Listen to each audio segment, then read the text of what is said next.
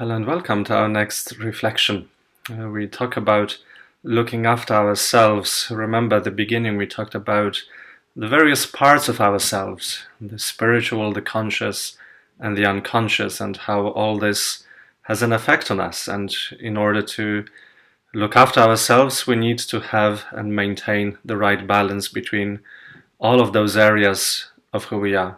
And so looking after our physical selves, our mental health, our spiritual health, our spiritual life. Today we talk about the unconscious a bit more. And one possible tool that we can use in order to help us get in touch with what usually stays under the surface. And that is dreams. We all dream. Some of us are good at remembering what we have dreamt. Some of us don't pay any attention. Some of us claim that we never dream at all or very rarely. Many reasons for us saying that. And there will be many reactions, even as soon as I mention the word dreams, or pay attention to your dreams. You might be saying, well, what is this brother talking about? Why dreams?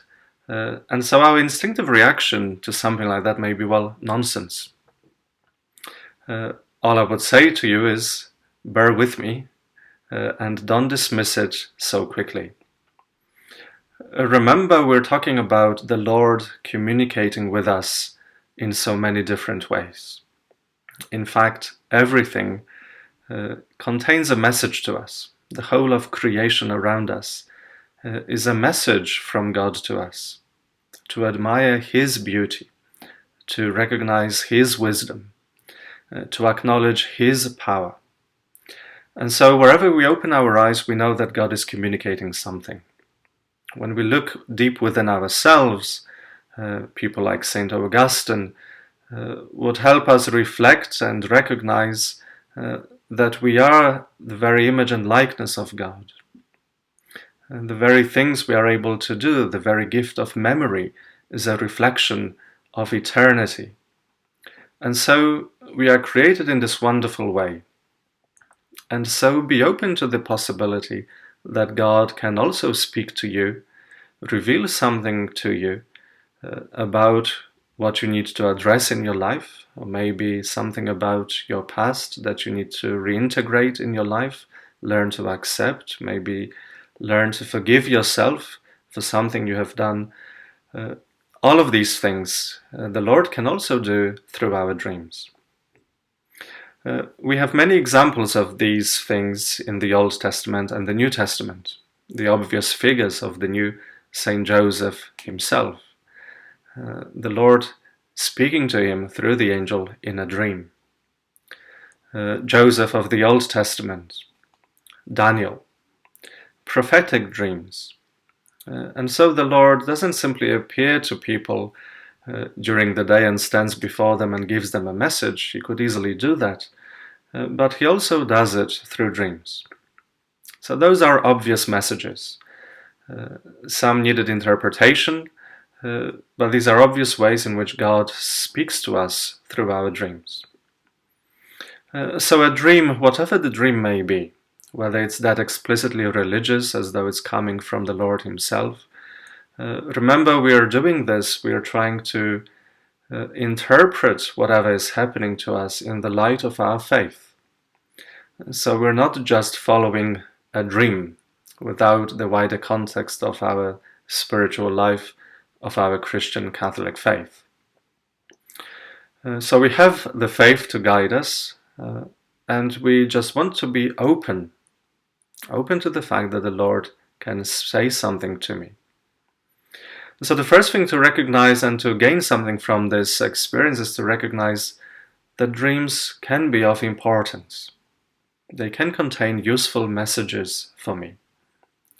So it needs a change of attitude, because if something is important to me, I will be open to receive it. I will be open and ready to wait for such messages whenever they come. And so even having that attitude might help me to actually remember my dreams. To be ready, well, I want to remember. I want to be in touch with myself. Because so often what comes up in our dreams is something that relates to our daily life, our experience, something may be coming up from our past that we haven't yet resolved. And so a dream might be a way of the unconscious coming up to the surface and telling me something. Martin, address this area. You haven't sorted it yet. It's not mission accomplished. You need to do something in your life.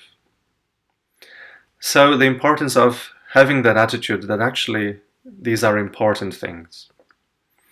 And if you look at a dream like a letter that you receive in the post from somebody, say somebody you love, you need to open the letter, you need to read it, you need to understand it, and then hopefully one way or another you need to respond to it. It doesn't mean writing back or getting in touch with somebody who sent it, but respond with your life. Maybe become more grateful, maybe adjust this or that or the other. Remember also that no one can tell you what your dreams mean. You are the only one who knows the answer to what that dream is about. So if someone wants to start playing the interpreter or whatever, telling you what your dream is about, well, don't listen, okay? Because nobody else is meant to be leading your life on your behalf. You are the one who needs to take responsibility for your life. So a dream is important.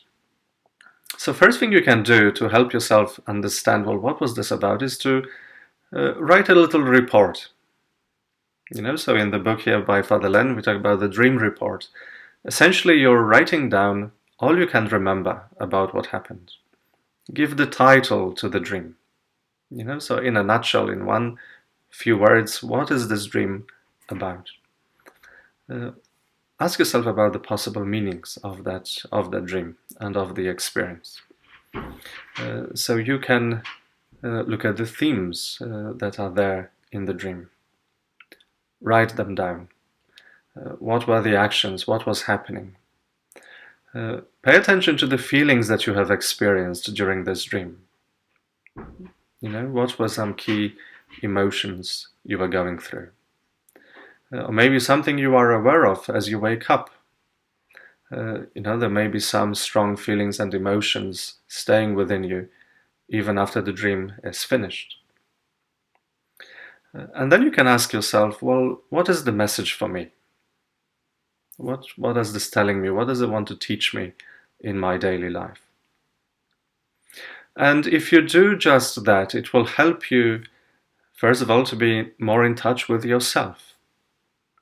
Some of those feelings, emotions, and it might be very obvious to you once you have written all this down. Gosh, this is really, putting me in touch with a certain situation that I'm going through or dealing with. Or maybe linking you something back to the past, some past experience or something comes to your mind. Because often we don't like to deal with our painful experiences. We want to repress them, push them down, forget about them. And so dreams can become means through which those things start coming up to us. So don't be afraid. Stop running away. Some of us are always on the run because we constantly want to avoid things. And we don't do it consciously. None of us would say, this is my mission in life, to start running from myself. But we do it. We have to accept that we do it on different levels. So the point of involving yourself with the dream is to remember that this is all about you. All those people or things you see or symbols could be all parts of who you are and what you need to do with yourself. And so you can also have a conversation with those parts of the dream, maybe those significant people that you have encountered in the dream, and have a simple conversation. Who do you which part of you are you representing? What do you wish to tell me? And then be spontaneous with those answers. There's no right or wrong. But being spontaneous might help you to actually connect with something that is of meaning and of value to you personally. So don't brush aside your dreams. Don't put them aside, say, well, that's all weird stuff, I'm not gonna mess with that. If that's how you feel, fine, leave it aside. Don't worry about it too much. If you can't remember your dreams, don't stress yourself. If the meaning doesn't become clear, well, move along. Okay, if it's important, you might have another dream that might help you again to reconnect with these things. So it's important to do what you can do. But to start out simply recording your dreams, making notes. What are those significant things and elements? And that in itself might be a very useful exercise for you as you enter this deeper journey into yourself. So as I mentioned at the beginning, take it as part of your faith journey. Okay, we're not separating anything from the other. This is all part of our experience, and it's just one of the many tools we can use to help ourselves. All I'm saying to you is pick it up, use it, make use of it, and see the benefits that will come out of this exercise of becoming more in tune with yourself, with your unconscious side. God bless.